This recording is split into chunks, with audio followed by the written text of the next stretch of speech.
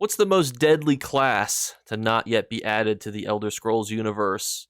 A bard. They're great with violins.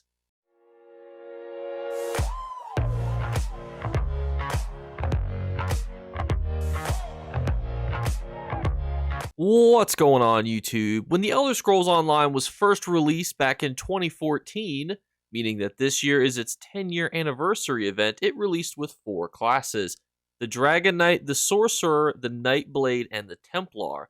And then having the addition of the Warden in 2017, the Necromancer 2019, and then the Arcanist in 2023, it begs a really fascinating question. What and when will be the next Elder Scrolls Online class edition? And I do just want to give a quick disclaimer that unfortunately all the crystals in my house unfortunately do not help me predict the future. They're pretty much there for aesthetic design.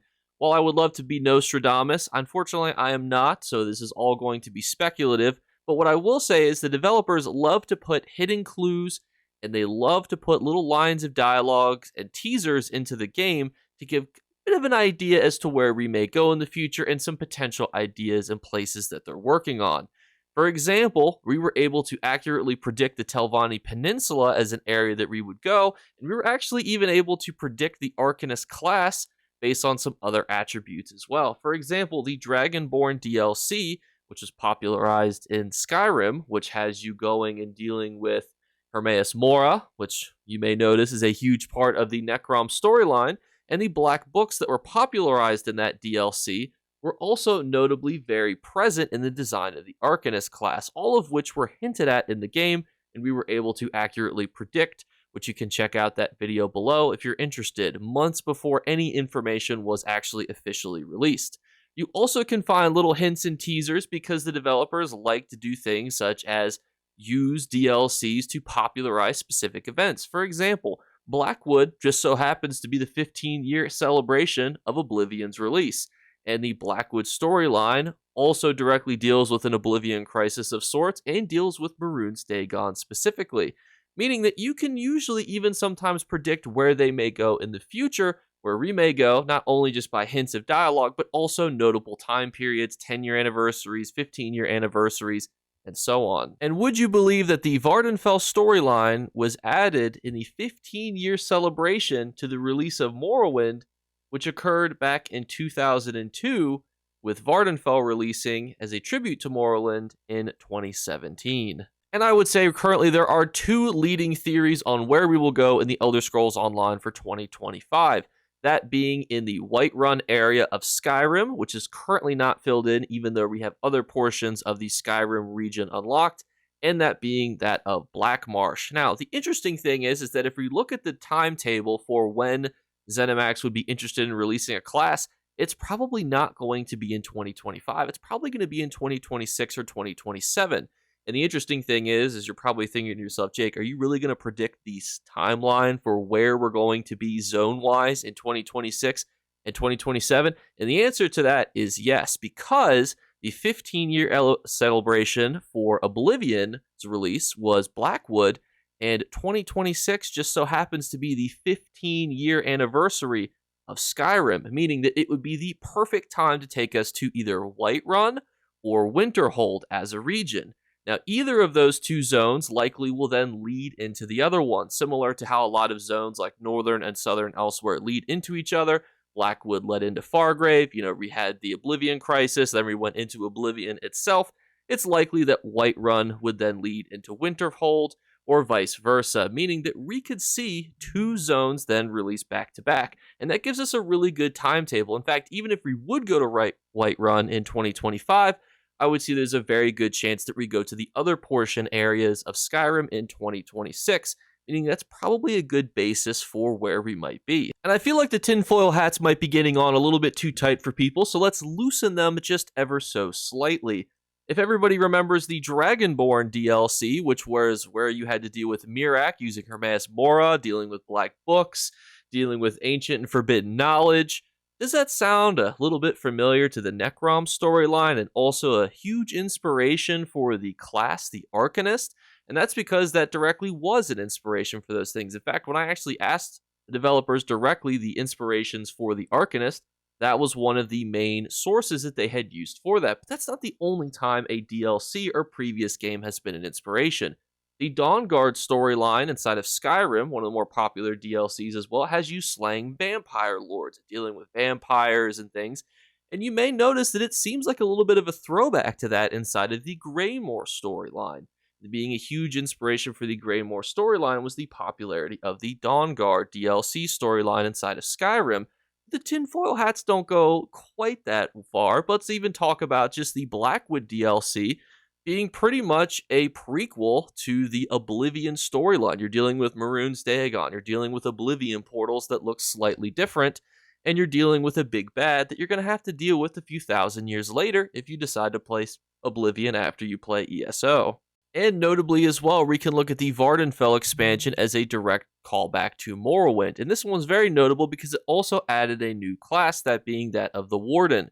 Very focused on animal companions, green balance, and Winter's Embrace as its skills for its class, but also had a kind of deep attunement with nature, which directly pivots me to my next topic of all of the different types of magic, of all of the types of DLCs that were popularized by Morrowind, Oblivion, and Skyrim, and popular themes. Which one is not yet seen through a major class update? Because as you can see, as you've played through different games from Skyrim to Oblivion to Morrowind, you'll notice that some of the additions of magic had to be added later. For example, if you played as a necromancer and did a lot of conjurations, summoning skeletons and things inside of Skyrim, you'll notice that there's really not a class that did that until the addition of the Necromancer class inside of Elsewhere.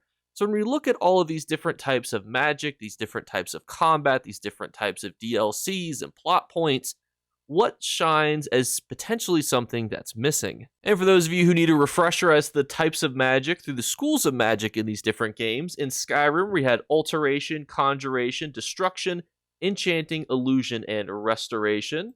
Inside of Morrowind, we had Illusion, Conjuration, Alteration, Destruction, Mysticism, and Restoration, with Oblivion having the exact same schools of magic as its predecessor of Morrowind.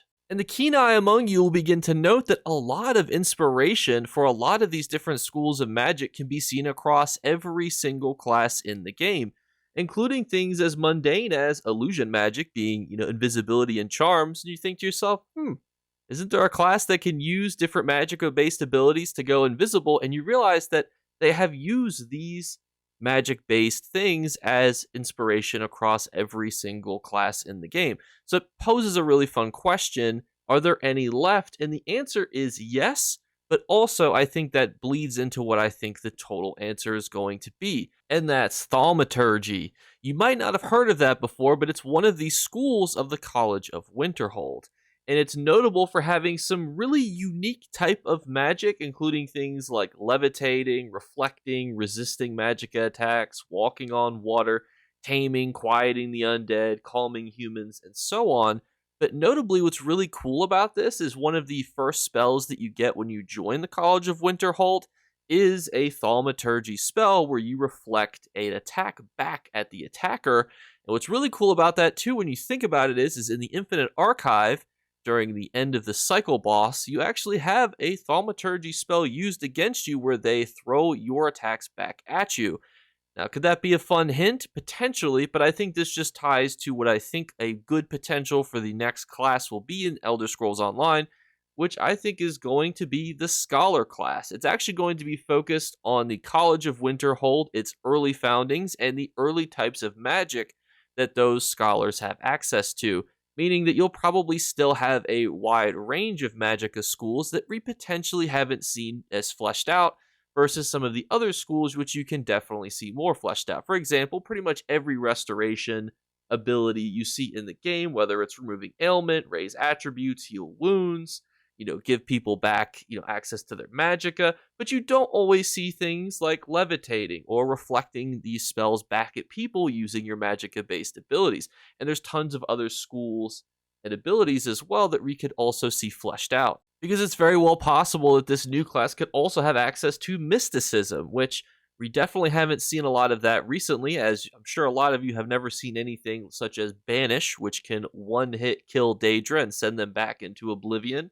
Detect life, you can kind of see if you're a stage 4 vampire. You can see people through walls using different mythics during very specific circumstances, but also things such as dispelling other people or absorbing other people's power into yours could be an interesting concept for a class. Being able to take buffs from other people and give them to yourself would be a pretty fun addition and could be a pretty interesting skill line, as one of the 3 major skill lines that we see with all classes could easily be added into a scholar type class. Another fun magicka based guest could also be warlocks. Now, a lot of people associate warlocks with things such as D&D, and you may be interested to know that they're really not that different in the Elder Scrolls universe. For example, a warlock, per the Elder Scrolls wiki, are individuals similar to witches who've entered into a pact or oath with Daedra lords or Daedric princes, typically the House of Trouble's lords. However, they can also make pacts with the good Daedra, for example,